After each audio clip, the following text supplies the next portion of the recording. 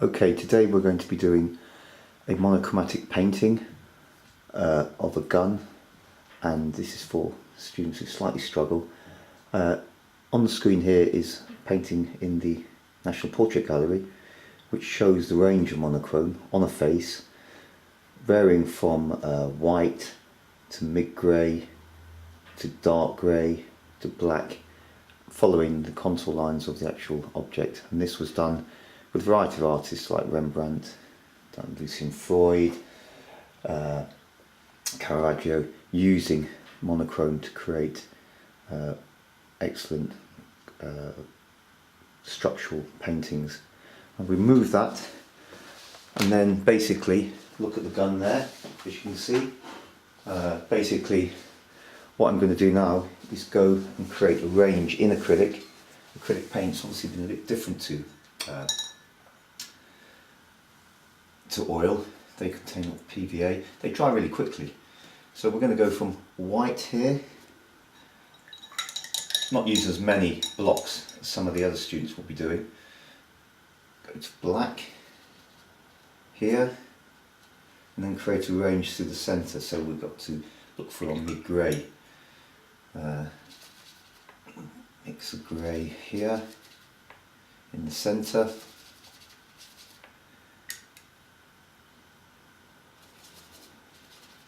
Put it in somewhere like that, there, and then we can go and create a tonal range. So we'll add some more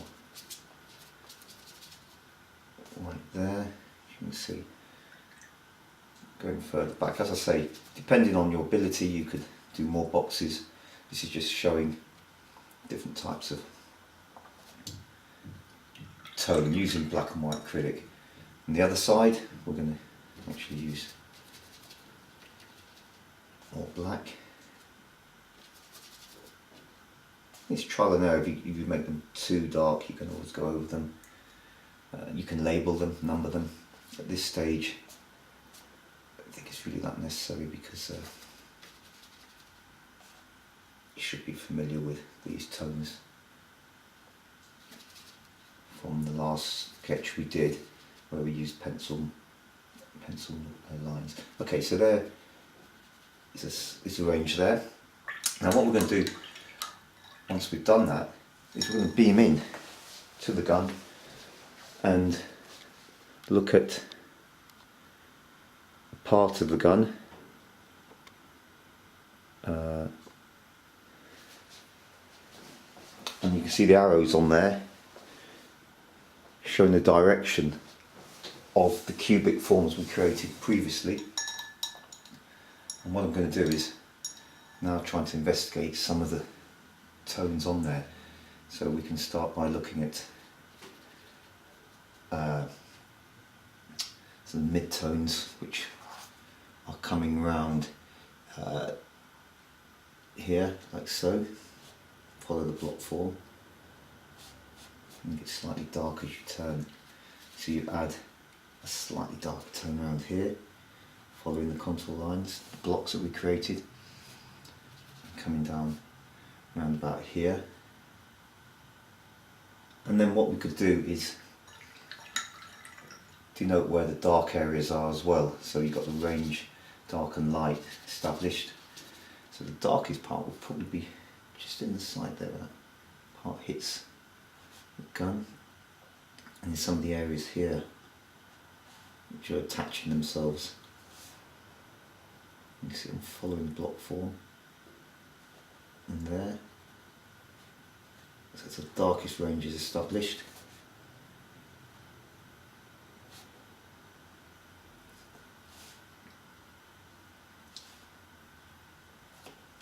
And obviously around the area here is slightly following the block form there, as you can see. Got some slightly darker areas here. So we're beginning to follow the block contour lines with different sets of monochromatic mixtures. You can see on the top here, this part here would be much lighter. The light hits the silver part of the gun. which you can see here, and we can follow those lines there, you see. Now if there's a slight error in the tonal arrangement, it's not a big issue, you can go over the paints again. I mean, we are working on the basis that you can work wet on wet, which we didn't do with the watercolour exercise, but this acrylic paint and oil paint lends itself to building up, so following the form there across.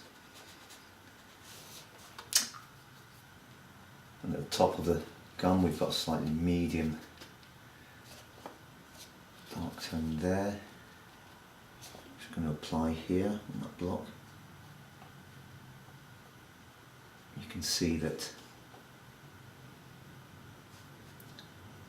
all these various tones begin to come together now, and on the barrel of the gun,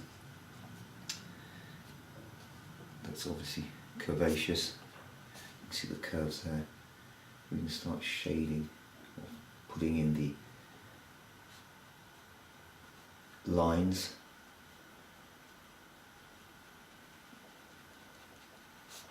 And following the three-dimensional form that way. Indentations here, indentations here.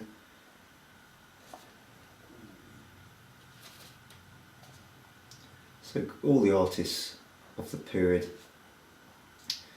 Freud himself would work on the basis of using block form like we've been doing here on his work. So it looks as though it's three-dimensional. In fact, with Freud's work, the paint is put on so thickly that you almost can feel the cubes coming out of the page, or the form that he creates. And he layers one on top of the other in terms of looking at the three-dimensional form. And around here, see,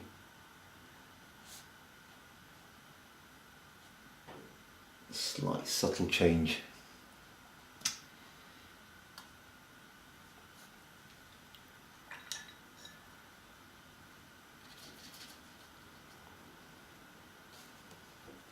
Now we're going to do a little bit of painting wet on wet. If I've got this, go back to the area we were looking at here, the silver part of the gun. It's still quite wet, and can work onto that a little bit more. Adding a darker tone. So I'm adding a dark tone actually onto the page itself here, as you can see. It's a wet on wet technique. And so forth with the side of the gun here, which is really, really dark. Even there, put some darker tone in there, following the contour lines around.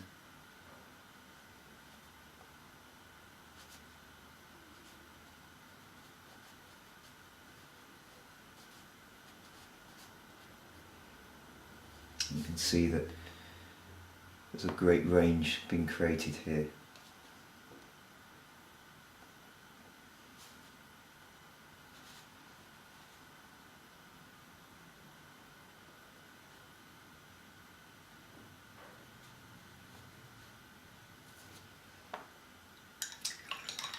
That's the end of the demo.